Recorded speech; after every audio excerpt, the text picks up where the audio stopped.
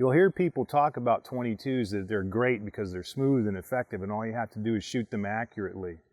Well, hear me clear about this. Rare is the person that has so much recoil sensitivity that when the time comes under duress, they're going to be able to accurately put a 22 round in some place that neutralizes a dangerous threat immediately. Those two skill sets are almost incongruent if you think about it. Hello everyone and welcome back to AmmoMart.com, where you can find real firepower online.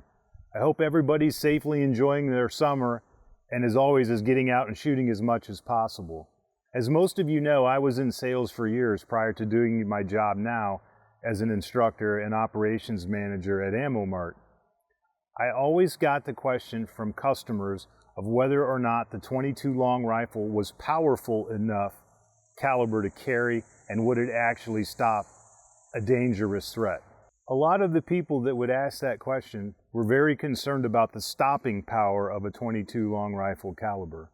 And depending on who happened to be working in the shop that day, you would hear a wide array of opinions about whether it had enough stopping power. You always get that one person in the crowd that says, well, it kills steers in stockyards all day long. And I suppose that's true. However, in my own personal belief is that the 22 long rifle is most assuredly not a very good caliber for self-defense. There's only one particular reason why I would recommend anybody doing it, and it's because their recoil sensitivity is so great they can't train past or graduate to a more effective caliber. One of the main issues that I have with the 22 long rifle is it wasn't designed to be used in a semi-automatic weapon of any sort. It was actually designed to be used in a single-shot bolt-action rifle. It didn't have to move any parts. So the round has a very low energy, and when you're trying to recycle low energy to move moving parts, it's not optimal. One of the other downsides to 22 long rifle is the ammunition is inherently dirty. These are never weapons that you're going to fire multiple times, 50 or 100 times, and not have a jam. One of the most knowledgeable people I've ever met in the gun industry is a guy named Scott Kinn, who's the manager at Buffalo Trading Company. One day he said to a customer, and this was the best advice I'd ever heard about 22 long rifles, was that whether you spend $10 or $10,000 on the 22, at some point it will fail. And I found that to be exactly the case. You have to be very, very clean with the gun, and you have to be very, very strict about the way the gun is maintained, or it won't be reliable when you need it. 22 long rifle, in my humble opinion, will not pass the FBI test. And for those of you that are already familiar with our videos, you can see downrange we have set up the normal FBI criteria. I've assembled two different types of ammunition for the test, a normal 40 grain blunt nose from S&B, and I've also got some federal, it's called Punch, which is what they market as a self-defense round for 22 long rifle, in 29 grain. That projectile has a flat nose and it's designed to give you a little more penetration with the 22 before mushrooming.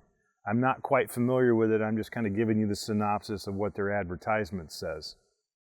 So I think we'll find as we demonstrate today that 22 long rifle, it's got one specific purpose. It's for people that are really, really not comfortable carrying guns and can't quite get past the recoil impulse of a larger weapon. You'll hear people talk about 22s that they're great because they're smooth and effective and all you have to do is shoot them accurately. Well, hear me clear about this. Rare is the person that has so much recoil sensitivity that when the time comes under duress, they're going to be able to accurately put a 22 round in some place that neutralizes a dangerous threat immediately. Those two skill sets are almost incongruent if you think about it. This is the only gun I can effectively use, yet somehow I'm going to thread the needle with it in times of emergency. I don't think that's going to work.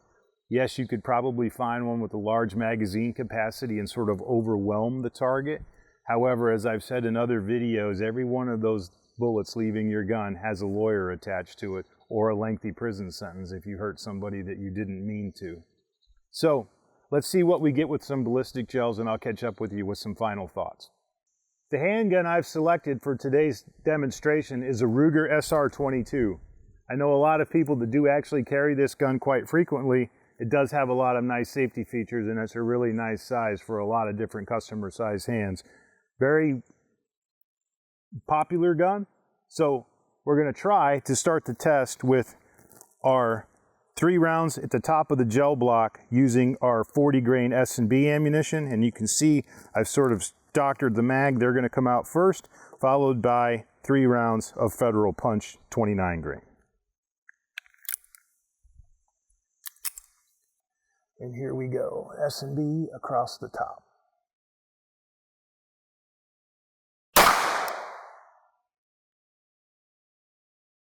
That looks like 799 from here.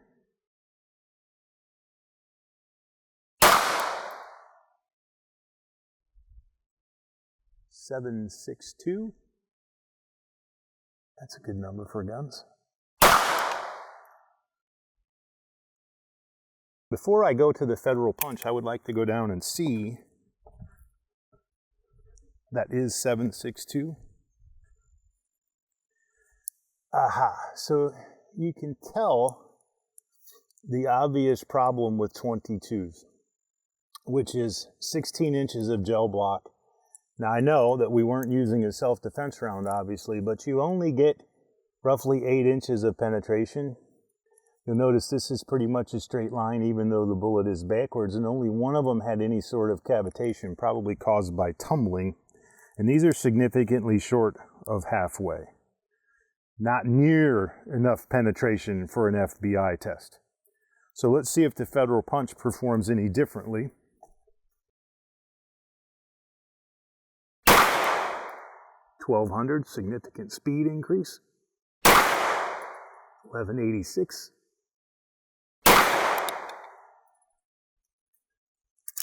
And also 1186.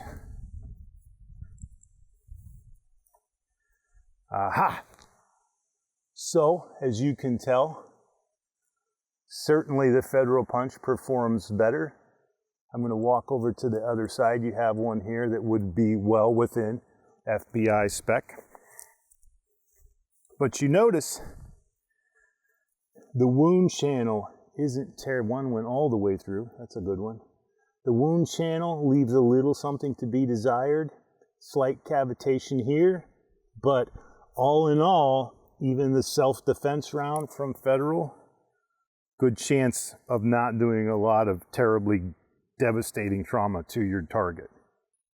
As is our custom, when we're covering the nature of a specific caliber, we typically come down and do a mag dump. We're going to do that as well with the 22 long rifle, and today I'll be using a Ruger SR22. I've made the weapon safe prior, and of course the action is open. I know a lot of people that use this gun specifically for concealed carry or their everyday carry weapon, largely because of its size and once again because it doesn't have a lot of recoil. This is a well-made weapon, and like I said, it does have some great safety features for everyday carry, automatic decocker, magazine disconnect, you name it. But I think we're going to find once again that yes, you can shoot the gun fast, but you're going to need to shoot this gun fast and accurately because of its inherent lack of power. So to keep in track with the rest of the videos we've made, I'm just going to dump the mag and hopefully we'll get a good result.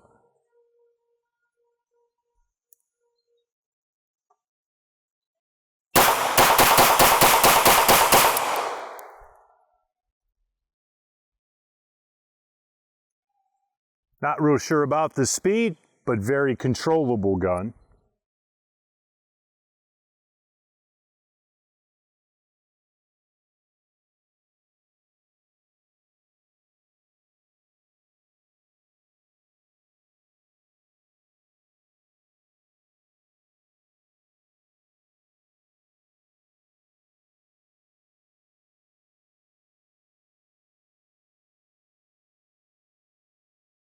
A lot of times at this point in our videos, we sort of jokingly shoot some poultry. Today I would like to take it a little more seriously than that. Sometimes you could be in a situation where you only get off one effective shot. That being the case, I think most experts would tell you that the bigger the bore, the bigger the diameter shell, the better off you're going to be. With the 22 long rifle, we're going to try to shoot our small chicken down there, and see what exactly does happen to it.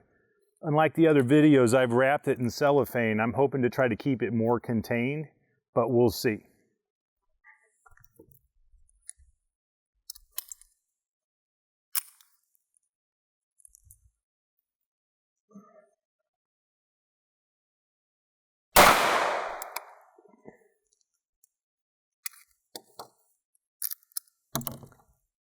Normally, what you would get when you shoot it with a more powerful caliber is a lot of hop from the chicken off the table, some discernible impact. You didn't get that. That could be the speed of the bullet, but we're going to go down and take a look.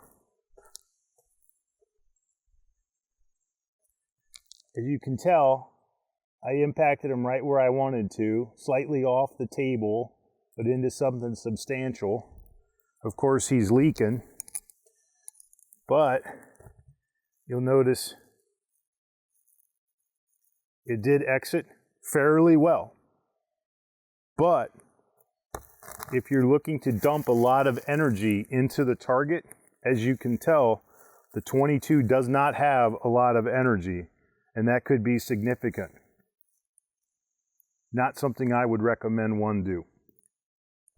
For our viewers at home, I'm sure some of you are wondering, based on the results of the chicken, why wouldn't I carry a 22 long rifle? That hole didn't actually look too bad.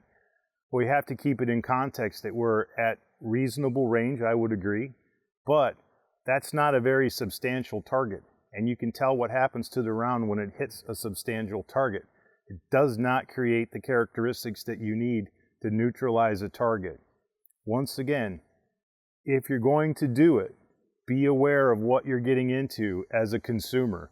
You need to buy a quality semi-automatic 22 long rifle. It needs to be well maintained, and critical is that you use high speed or high velocity self-defense ammunition in the weapon to get the best result. I'm not advocating one do that. I'm an advocate for training past the reasons why you think you can only use a 22 and graduate to a larger, more effective caliber. Thanks for your time, and don't be afraid to like and subscribe.